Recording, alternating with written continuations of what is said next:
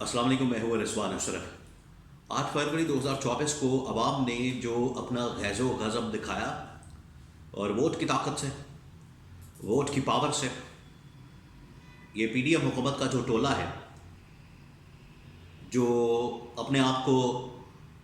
اقتدار کا مستحق سمجھتا ہے اور یہ سمجھتے ہیں کہ شاید اقتدار بنا ہی ان کے لیے ہے،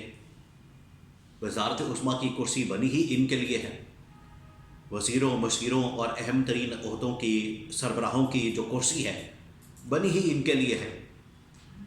جو یہ پی ڈی ایم کے اندر شامل جماعتیں، خاص طور پر نون لیگ اور پیپلز پارٹی، ان کو عوام نے جو ہے ان کا اصل چہرہ بے نقاب کیا۔ پہلے تو عمران خان نے جو ان کی اصل حقیقت ہے وہ عوام کے سامنے رکھی، اور عمران خان نے پچھلے 2 سالوں کے اندر جو عوام کو شعور دیا، اس کی وجہ سے عوام نے 8 فروری 2024 والے دن اپنی ووٹ کی طاقت سے، ووٹ کی پاور سے ان تمام لوگوں کو ریجیکٹ کر دیا۔ اس کے بعد صورتحال یہ ہے کہ انہوں نے ووٹ چوری کی، انہوں نے دھاندلی کی، انہوں نے ووٹ کے اوپر ٹاکا مارا، تو اس کی وجہ سے عوام میں بھی اب غم و غصہ پایا جاتا ہے۔ تو یہ کم از کم اب اپنے حلقوں میں، اپنی عوام میں جانے کے لائق نہیں رہے، کیونکہ عوام کا جو غم و غصہ ہے وہ اور زیادہ بڑھتا جا رہا ہے وقت کے ساتھ ساتھ۔ اوپر سے یہ حکومت بنانے جا رہے ہیں، تو حکومت بنا کے ان لوگوں نے جو عوام کو ریلیف دینے کے دعوے اور وعدے کیے تھے وہ تو پورے نہیں ہونے، تو جو عوام کا غیظ و غضب ہے وہ اور زیادہ بڑھ جانا ہے۔ اب عوام جو ہے اپنا غیظ و غضب کا اظہار کر رہی ہے، حالانکہ یہ مناسب تو نہیں۔ آپ نے اپنی ووٹ کی طاقت سے، ووٹ کی پاور سے ان کو دکھا دیا کہ ان کی حیثیت کیا ہے، ان کی اوقات کیا ہے، لیکن پھر بھی عوام کی جانب سے غصے کا اظہار تو کیا جا رہا ہے۔ اب اسلام آباد کے اندر ایک واقعہ پیش آیا جہاں پر خواجہ سعد رفیق اور جو حنیف عباسی ہیں، یہ دونوں نون لیگی ہیں۔ ایک کا تعلق حنیف عباسی کا راولپنڈی سے ہے، خواجہ سعد رفیق لاہور سے ہیں۔ دونوں جو ہیں وہ اسلام آباد کے اندر اکٹھے ہوئے کوسار مارکیٹ کے اندر۔ وہاں پر کچھ خواتین آئیں اور خواتین نے جو ہے ان کے ساتھ لڑائی جھگڑا شروع کر دیا۔ معاملہ کچھ اس طرح کا بن گیا کہ وہاں پر مکوں، لاتوں، گھسوں کی بارش شروع ہو گئی، اور یہ عوام نے اپنا غیظ و غضب جو ہے وہ دکھانا شروع کر دیا ہے۔ وہاں پر اصل میں ہوا کیا، کیونکہ پچھلے 1-2 دن سے اس کے اوپر بات ہو رہی ہے اور حقیقت سامنے نہیں آ رہی، تو میں نے وہاں پر کچھ اپنے سورسز سے، اہم ترین لوگوں سے بات کی ہے، رپورٹرز وغیرہ کے ساتھ، اور پتہ کیا کہ صورتحال کیا ہوئی ہے، معاملہ کیا ہوا ہے۔ تو جو اصل صورتحال ہے وہ میں آپ کے سامنے رکھوں گا، لیکن نواز شریف آج کل اسلام آباد، پنڈی، اسلام آباد اور مری کے بڑے چکر لگا رہے ہیں۔ وہ وہاں پر کیا کر رہے ہیں، ان کے بارے میں کیا خبریں چل رہی ہیں، اور ان کے بارے میں کیا افواہیں پھیلائی جا رہی ہیں، اس بارے میں بھی میں آپ کو تھوڑی سی انفارمیشن دیتا ہوں۔ لیکن پاکستان کے اندر عام انتخابات کے بعد جو ہے وہ حکومت سازی کا عمل بھی اب تقریباً مکمل ہو چکا ہے۔ پیپلز پارٹی اور نون لیگ جو ہے وہ حکومت بنانے جا رہے ہیں۔ کیسی بنتی ہے، کیا کرتی ہے، وہ تو آپ کو پتہ چل جانا ہے۔ ان کی جو کارکردگی ویسے جو پچھلے 2 سال کے اندر سامنے آئی ہے، اس کی وجہ سے عوام سے کوئی ڈھکی چھپی بات نہیں ہے کہ ان کی پرفارمنس کیا ہوگی یا ان کی کارکردگی کیا ہوگی۔ تو عوام کو پتہ ہے۔ اب نواز شریف کیونکہ اس خواب کے ساتھ آئے تھے کہ ان کو وزیر اعظم بنایا جائے گا، لیکن وہ تو وزیر اعظم نہیں بنے، اور انہوں نے شہباز شریف کو لانچ کر دیا بطور وزیر اعظم۔ تو شہباز شریف نے اپنے مذاکرات کر کے پیپلز پارٹی والوں کے ساتھ ملا کے ایک حکومت بنانے کا عمل شروع کر دیا ہے۔ لیکن نواز شریف کدھر غائب ہو گئے؟ سوال تو یہ ہے کہ نواز شریف کدھر غائب ہو گئے؟ اب ان کا مشن کیا ہے، وہ کر کیا رہے ہیں، کس سے ملاقاتیں ہو رہی ہیں، ملاقاتوں کے اندر کیا ہو رہا ہے، ملاقاتوں میں کیا ڈسکشن ہو رہی ہے؟ یہ انتہائی اہم ترین معاملہ ہے، اور انتہائی اہم ترین انفارمیشن میں نے گیدر کی ہے اپنے سورسز کے ذریعے سے، اپنے ذرائع سے، وہ آپ کے ساتھ میں شیئر کرتا ہوں۔ نواز شریف 8 فروری کے بعد ہی مایوس ہو گئے تھے۔ ان کو اندازہ ہو گیا تھا کہ اب میرے پاس ووٹ نہیں ہے، ووٹ بینک نہیں ہے، نون لیگ جیتنے کی پوزیشن میں نہیں ہے، اور 2/3 اور سمپل میجورٹی تو دور کی بات ہے، یہ 100 سیٹیں بھی مکمل کر لے تو بہت بڑی بات ہوگی۔ खैर फिर भी कुछ कर करा के धांधली वगैरह और इस तरह की चीज़ें करके तो इनको 60-70 सीटें दी गई हैं, लेकिन नवाज शरीफ इसमें खुश नहीं था। इस वजह से नवाज शरीफ ने शहबाज शरीफ को आगे किया और कहा कि ये वज़ीर आज़म बन जाए, और अपनी बेटी मरियम नवाज़ को वज़ीर आला पंजाब के लिए नामज़द कर दिया और ख़ुद जो है वो पीछे हट गए। अब 2-3 चीज़ें उनके बारे में कही गई कि नवाज शरीफ ने ये प्लान किया है कि नवाज शरीफ खुद तो नहीं आना चाहता, लेकिन पीछे बैठ के ये जो अगले 5 साल हैं इसके अंदर मरियम नवाज़ की ट्रेनिंग एक तो करेंगे, पंजाब के ऊपर मुकम्मल कंट्रोल हासिल करेंगे, और मरियम नवाज़ की ट्रेनिंग भी करेंगे, उसको एक सियासतदान के तौर पर खड़ा करेंगे,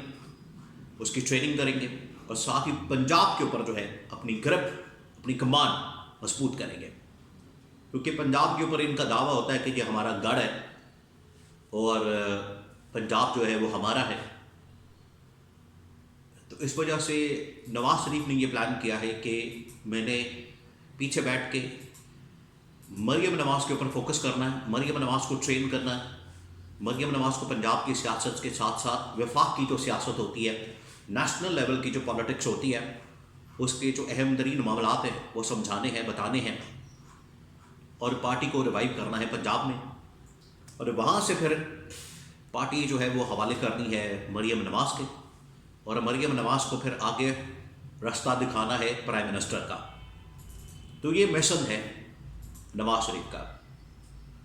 अब नवाज शरीफ पहुंच जाते हैं 8 फरवरी इंतखाबात के बाद मरी और इस्लामाबाद और पिंडी इधर उधर दाएं बाएं फिरते हैं और वहाँ पर इंतहाई अहम तरीन मुलाकातें कर रहे हैं।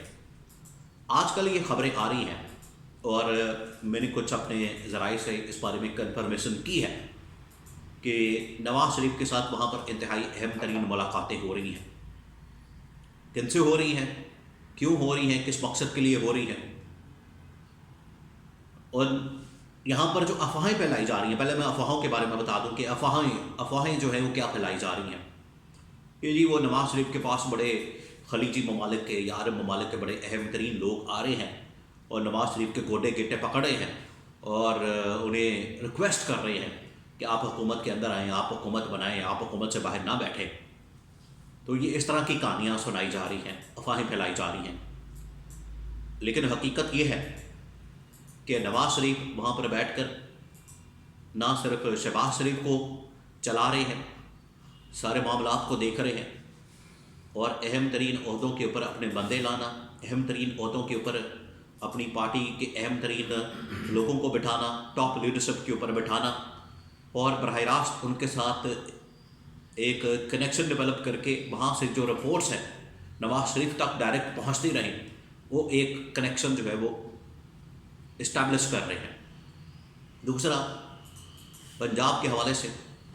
मरियम नवाज़ को इस्टेब्लिश करने के लिए मरियम नवाज़ को मैदान के अंदर जो सियासत के जितने मामलात हैं, हुकूमती मामलात हैं, रियासती मामलात हैं, उनके ऊपर कमांड हासिल करने के लिए वो ट्रेनिंग कर रहे हैं और बहुत सारे लोगों से मुलाकातें, ताकि एक ऐसी लेवल प्लेइंग फील्ड मरियम नवाज़ के लिए बनाई जाए कि वहाँ पर उसको किसी किस्म का ख़तरा ना हो, कोई तगड़ी किस्म की ऑपोजिशन ना हो, और मरियम नवाज़ की जो स्मूथ सेलिंग है वो हो सके, और पंजाब के अंदर किस तरह से परफॉर्मेंस को दिखाना है और किस तरह से पंजाब के अंदर नैरेटिव को बिल्ड करना है, मीडिया को कैसे इस्तेमाल करना है, सोशल मीडिया को किस तरह से इस्तेमाल करना है, और किस तरह से इमेज बिल्डिंग करनी है मरियम नवाज़ की। इसके ऊपर जो है वो सारी मुलाकातें हो रही हैं नवाज शरीफ, और पूरा वो प्लान करके वहाँ पर बैठे हैं, क्योंकि नवाज शरीफ को अब इस बात का अंदाज़ा हो चुका है कि उनकी तो अब सियासत हो गई है ख़त्म,